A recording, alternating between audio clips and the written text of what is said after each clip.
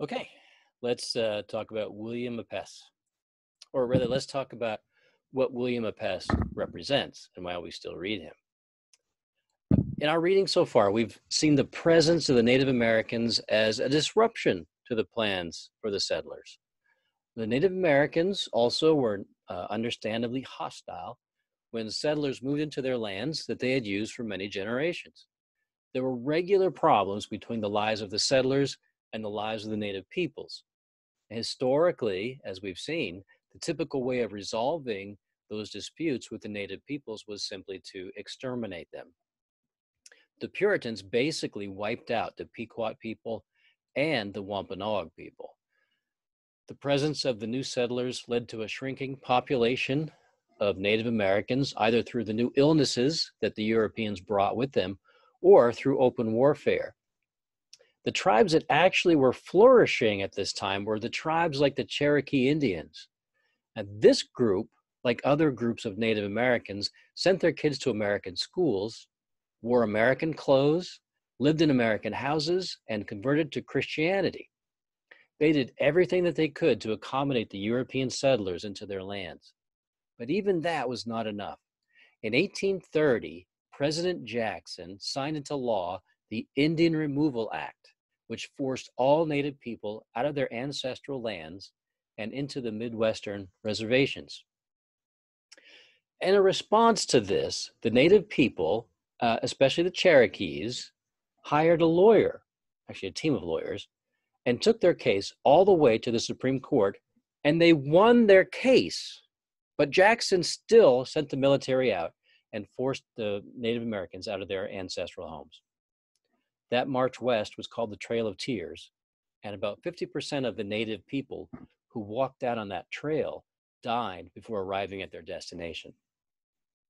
So Apess, who writes this piece in 1833, was not just speaking to the white Americans on his own behalf. He was speaking for the dispossessed Native peoples who had tried to play by the white man's rules and still lost. And he knew that it was because white people, despite what they might say, considered Indians as inferior and not worthy of equal rights.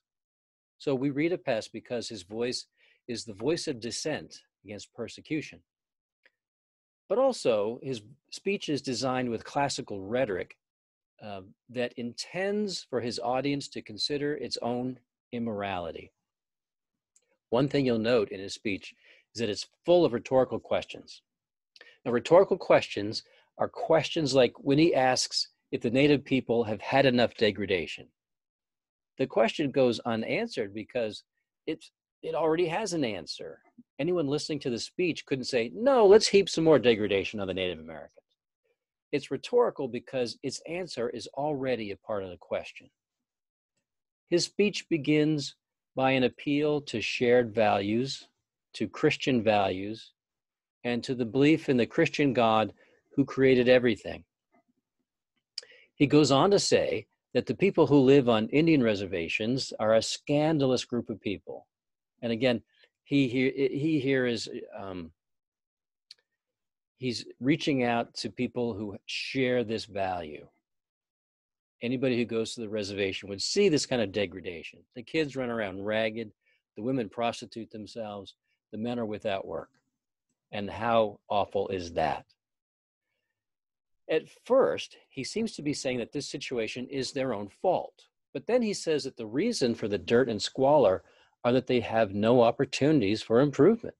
The white agents who are supposed to help them come and steal their resources, and the white men who visit the reservations come to make prostitutes of the women, and the men are given rum to make them worthless and weak. Then the kids have no opportunity for an education which might help them to advance. So the real reason, he says, is because of the difference in skin color. Apess argues that God created all people, but white Americans discriminate against anyone who has a darker skin color. And this is the great immoral act. God created more dark people than white people, and white Americans are sinning against God with their racial prejudice. Americans are saying that God was wrong in making people with dark skin. But, Apess says, how many sins can be written upon the dark skins, and how many sins can be written upon the white skins? The white skins, says Apess, have many more sins to account for. The remainder of his speech points out the immorality of white Christians who would never even think of obeying the principles of their own religion. White Christians who insist on denying the humanity of Indians are not Christians at all because they go to church on Sunday and work against God's will during the rest of the week. So once again, we see the spirit of the Christians as De las Casas describes them. Apess was a man who was raised in the white world. He knew it from the inside out, and he knew the many ways in which the white world of America harbored fear and resentment against the native peoples. His speech goes directly to the heart of the matter, racism, and it does so through the principles found in the Christian Bible. He was speaking out for civil rights for Native Americans. His intention was to embarrass Americans into a soul-searching moment that might lead to some kind of fairness or justice. Instead, the military continued to force the Indians further west, and there was no way to convince Americans that their actions were wrong.